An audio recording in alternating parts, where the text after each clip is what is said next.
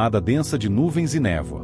Não é uma neblina comum, é o encontro da umidade abundante da floresta amazônica com o ar rarefeito e frio da alta altitude. Isso cria um clima úmido e inóspito que transforma a expedição em uma luta constante contra o barro, o musgo e a visibilidade zero. O acesso a essa montanha é uma aventura de múltiplas etapas. Não há estradas.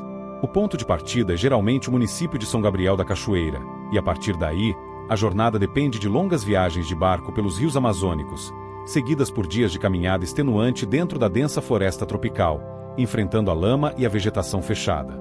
E, talvez o mais importante,